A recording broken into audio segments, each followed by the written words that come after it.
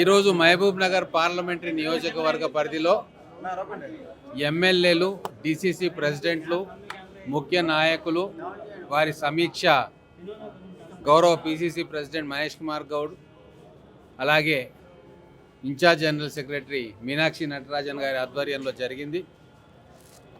ఎమ్మెల్యేలు కావచ్చు, డిసిసి ప్రెసిడెంట్లు కావచ్చు, ముఖ్య నాయకులు కావచ్చు,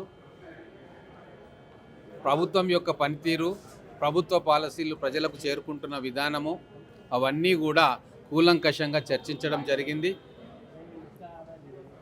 ప్రభుత్వ పథకాలని ఎంతవరకు ప్రజల్లోకి పోయినాయి, ఇంకా ఏమైనా గ్యాప్స్, షార్ట్ ఫాల్స్ ఉంటే వాటిని ఎట్లా ఓవర్కమ్ కావాలన్న మీద చర్చ జరిగింది.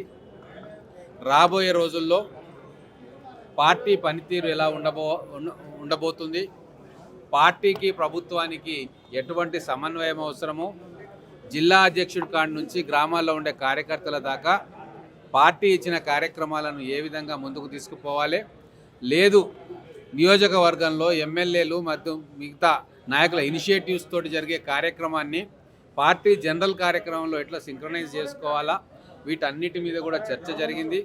ఈరోజు దాదాపు 16 నెలల కాంగ్రెస్ ప్రభుత్వంలో ఇప్పటి వరకు సాధించిన ఘన విజయాలు, అమలు చేస్తున్న పథకాల తీరు, కనబడుతున్న లోటుపాట్లు, వాటిని అధిగమించే చర్యలు, వీటన్నిటి మీద కూలంకషంగా, నిష్పక్షపాతంగా, నిర్మమాటంగా చర్చ జరిగింది. కాంగ్రెస్ పార్టీ సంస్కృతిలో భాగం ఇంటర్నల్ డెమోక్రసీ ఉంటుంది కాబట్టి పార్టీ ఫోరమ్స్లో ప్రతి నాయకుడు కూడా స్వేచ్ఛగా వాళ్ళ అభిప్రాయాలను తెలియజేసే హక్కు ఉంటుంది. ఆ బాధ్యతను ఈరోజు మేమందరం కూడా నిర్వర్తించుకున్నాం. రాబోయే రోజుల్లో ఇచ్చే పార్టీ పదవుల్లో కూడా ఎట్లా సామాజిక సమతుల్యాన్ని పాటించాలా, ఈరోజు దేశంలోనే చరిత్ర సృష్టించింది ఇక్కడ ప్రభుత్వం, కాంగ్రెస్ ప్రభుత్వం. 43% బీసీలకు రిజర్వేషన్లు ఇవ్వాలి అని చెప్పి, సో పార్టీ పదవుల్లో రేపు వచ్చే నామినేటెడ్ పదవుల్లో కూడా ఈ సామాజిక సమతుల్యాన్ని పాటించాలని చెప్పి మేము అందరం కూడా ముక్తకంఠంగా మా పిసిసి ప్రెసిడెంట్ గారికి, జనరల్ సెక్రటరీ గారికి కూడా చెప్పినాం.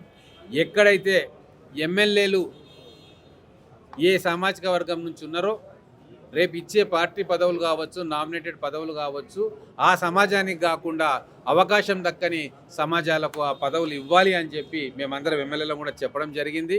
ముఖ్యంగా మహబూబ్ నగర్ జిల్లా ముఖ్యమంత్రి గారి జిల్లా కాబట్టి ఇక్కడ సామాజిక న్యాయాన్ని ఇంకా బ్రహ్మాండంగా పాటించాల్సిన అవసరం ఉందని చెప్పి అందరు ఎమ్మెల్యేలను కూడా చెప్పడం జరిగింది. అవి అన్నీ మా పరిధిలో లేవు. ఇది కేవలం పార్టీకి సంబంధించిన అంశాలు, ప్రభుత్వ పథకాలు ప్రజల్లోకి ఎంత మేరకు పోతా ఉన్నాయి, వాటి వల్ల వస్తున్న రిజల్ట్స్, ఎక్కడైనా షార్ట్ ఫాల్స్ కానీ గ్యాప్స్ కానీ ఉంటే ఈ రాబోయే రోజుల్లో ఎట్లా వాటిని ఓవర్కమ్ చేయాలి, రాబోయే స్థానిక సంస్థల్లో మన కార్యకర్తలు పూర్తిగా పనిచేసేటందుకు వారికి ఎటువంటి ప్రేరణ ఇవ్వాలి, దిశానిర్దేశం ఇవ్వాలి అన్న విషయం మీద చర్చ జరిగింది.